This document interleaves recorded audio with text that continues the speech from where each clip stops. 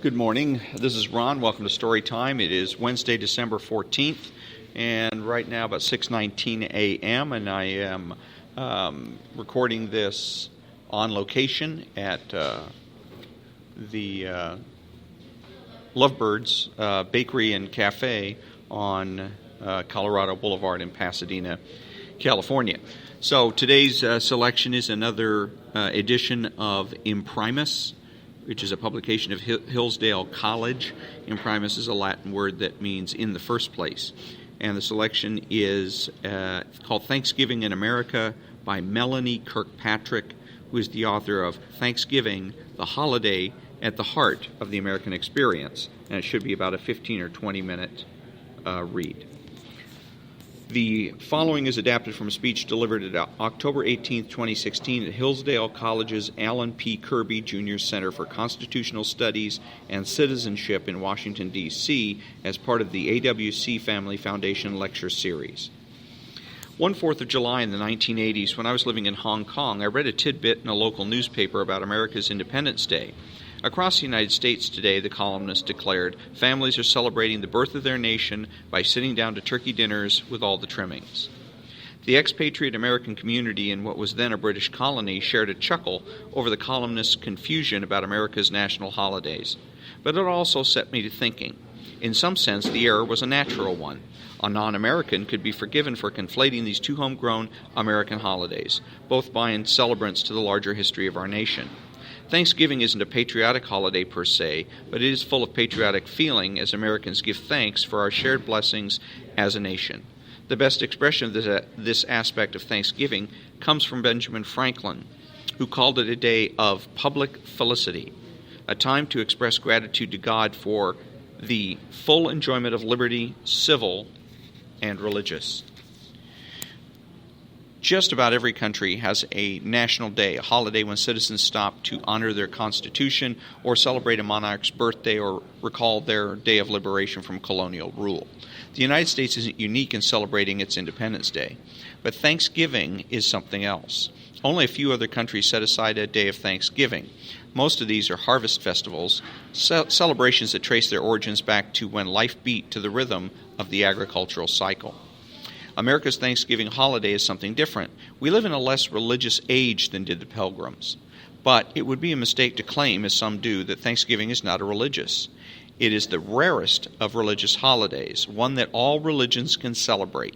The Pilgrims came to our shores seeking freedom to worship as they pleased.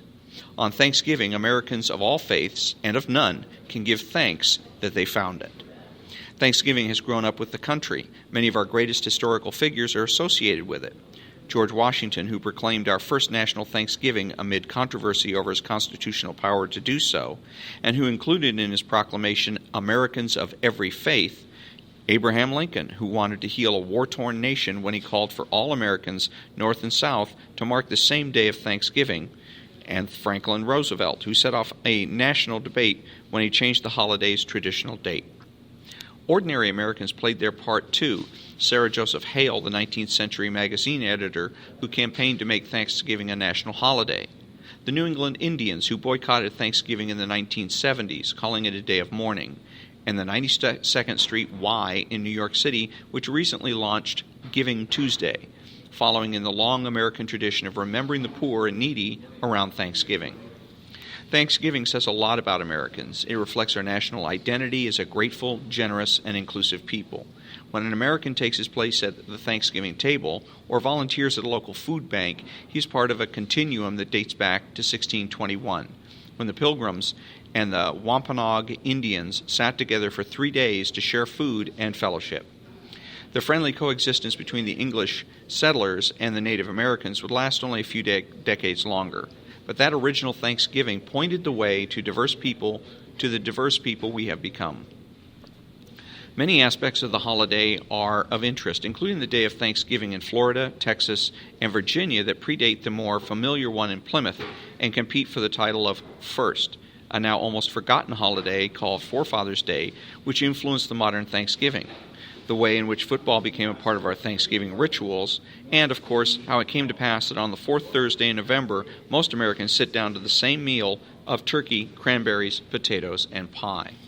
What I want to emphasize, though, is the aspect of the holiday that Ben Franklin particularly admired, that it is a time for expressing gratitude for the full enjoyment of liberty, civil and religious. In doing so, I'll give an illustration from each of the centuries since America's original Thanksgiving from the 17th to the 21st. There are two eyewitness accounts to the first Thanksgiving written by pilgrims William Bradford and Edward Winslow, although I should stipulate that the word Thanksgiving does not appear in them. If you could travel back to 1621 and ask a pilgrim to define Thanksgiving Day, his answer might surprise you. For the pilgrims, days of Thanksgiving were not marked by feasting, family, and fellowship, the happy hallmarks of the holiday we now celebrate, but by religious observance. They were called to express gratitude to God for specific beneficence, such as successful harvests, propitious weather, or military victories. For the pilgrims and other immigrants to our shores, a Thanksgiving Day was set aside for prayer and worship. From the pilgrims' perspective, their first Thanksgiving in New England took place 2 years after the event we recall as the first. It was July 1623, and the governor declared a day of thanksgiving in gratitude for rainfall that had saved their harvest. These religious days, observed in all 13 colonies, were the most direct influence on the development of Thanksgiving as we celebrate it today. At some point in the 1600s, each New England colony began to designate annual Thanksgiving days, usually in the autumn. These celebrations were deemed general Thanksgivings. That is, they weren't called for a specific event or blessing, but for ordinary, everyday blessings. And they were usually designated by civil authorities rather than religious ones. Connecticut was the first colony to name a specific day of general Thanksgiving, September 18, 1639, and make it an annual event. This decision was controversial and the subject of spirited theological debates. Opponents argued that an annual Thanksgiving for general reasons would lead people to take God's generosity for granted. But the idea caught on. Massachusetts was the last holdout, not following Connecticut's lead until late in the 17th century. Moving to the 18th century, the story of the political controversy surrounding our first Thanksgiving as a nation speaks volumes about our civil and religious freedoms. The controversy began on September 25, 1789 in New York City, then the seat of our federal government. The venue was the inaugural session of Congress. Senators and representatives had been meeting since March 4th at Federal Hall in Lower Manhattan and were about to take a well-deserved break when Representative Elias Boudinot of New Jersey rose to introduce a resolution. He asked the House to create a joint committee with the Senate to wait upon the President of the United States to request that he would recommend to the people of the United States a day of public thanksgiving and prayer. Boudinot made special reference to the Constitution, which had been ratified in 1788. A day of public thanksgiving, he believed, would allow Americans to express gratitude to God for the opportunity peaceably to establish a constitution of government for their safety and happiness. This resolution sparked a vigorous debate. There were two objections. The first concerned federalism. A congressman from South Carolina argued that the federal government did not have the authority to proclaim days of thanksgiving. That was among the powers left to the individual state governments. Why should the president direct the people to do what perhaps they have no mind to do, he asked. If a day of thanksgiving must take place, let it be done by the authority of the several states. The South Carolinian's second objection was that proclaiming a day of thanksgiving is a religious matter and, as such, is prescribed to us. The Bill of Rights would not be ratified until 1791, but Congress had just approved the wording of the First Amendment, and the debate about the proper role of religion was fresh in everyone's mind. In the end, the resolution passed. It moved to the Senate, which quickly approved it, and on October 3rd, President Washington issued his now famous Thanksgiving proclamation.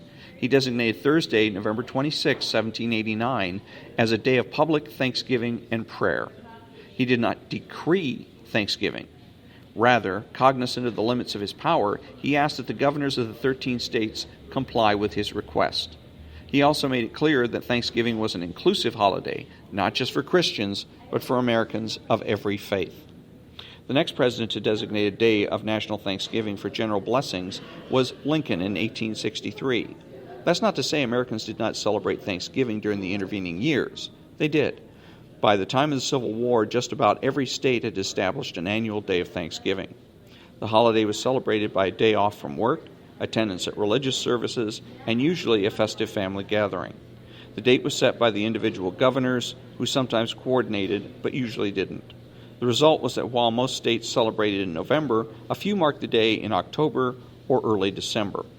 The story of how Thanksgiving became a regular national holiday is itself a classic American story of how an enterprising individual with a good idea can have an impact. In this case, a penniless young widow from New Hampshire, Sarah Joseph Hale, rose to become the editor of the most popular magazine of her era, Godey's Lady's Book, and used that position to generate grassroots support for National Thanksgiving. Mrs. Hale's genius as an editor was to focus on American topics and American authors at a time when other magazines typically reprinted articles pirated from English publications. She used every feature of her magazine, editorials, short stories, recipes, to encourage the celebration of Thanksgiving. At the same time, she conducted a letter-writing campaign to presidents, governors, congressmen, and other influential figures. In 1863, in the midst of what is arguably the bloodiest year in American history, Lincoln, inspired by a letter from Mrs. Hale, took the extraordinary step of naming a national day of Thanksgiving. He called on every American, North and South, to celebrate Thanksgiving with one heart and one voice. Following Washington's example, he set Thanksgiving for the last Thursday of November. Lincoln's 1863 proclamation was the first in an unbroken string of annual Thanksgiving proclamations by every subsequent president up to the present day. It is regarded as the beginning of our national Thanksgiving holiday. But there remained a snag. While an overwhelming majority of governors went along in their state proclamations with the dates that Lincoln and later presidents designated, they were under no obligation to do so. The president's proclamation had no force of law outside the District of Columbia and U.S. territories. That would require an act of Congress. For that, the country would have to wait until 1941. In August 1939, FDR announced that he had decided to move Thanksgiving back a week from what had by then become the traditional last Thursday of the month. The country was still in the midst of the Great Depression, and Roosevelt's reasoning was economic. There were 5 Thursdays in November that year, which meant that Thanksgiving, if celebrated on the last, would fall on the 30th and leave only 20 shopping days till Christmas. Moving the holiday to November 23rd would allow Americans more time to shop and, so the president's dubious theory went, spend more money, thus lifting the economy. Roosevelt, usually an astute politician, made the mistake at a press conference of saying there was nothing sacred about the date of Thanksgiving. He might as well have suggested that roast beef replaced turkey as the star of the holiday meal. His announcement was front-page news the next day, and the public outcry was swift and vociferous. We here in Plymouth, Massachusetts, consider the day sacred, the town's first selectman said. Plymouth and Thanksgiving are almost synonymous, and merchants or no merchants, I can't see any reason for changing it. College football coaches were apoplectic, since most colleges schedule their football seasons, which ended on Thanksgiving weekend, well in advance. Alf Landon, FDR's Republican opponent in 1936, compared the president to Hitler. The day of Thanksgiving in 1939 became a political hot potato. Politicians in every state had to read public opinion, examine the local business climate, and consider political loyalties before deciding which date to endorse. In the end, 23 states chose to stick with November 30, while 22 celebrated on November 23. 3 states, Texas, Mississippi, and Colorado, decided to celebrate on both days. It wasn't long before people started referring to November 30 as the Republican Thanksgiving and November 23 as the Democratic Thanksgiving, or as some had it, Franksgiving. Senator Style Bridges of New Hampshire asked sarcastically, "Has the president given any thought to abolishing winter?" In 1941, President Roosevelt admitted defeat and declared that Thanksgiving would return to its traditional date. Congress passed legislation fixing the date of all future Thanksgivings as the 4th Thursday of November, and FDR signed it into law. In conclusion, I'd like to account a personal story that gives meaning to Ben Franklin's characterization of Thanksgiving. While researching my book, I met with teenagers attending Newcomers High School, a high school for immigrants in the boroughs of Queens and New York City. I led discussions in 3 classes about the Thanksgiving holiday, which most of the students were about to celebrate for the first time. These high schoolers had a personal understanding of the Thanksgiving story. For them, the Pilgrim story was their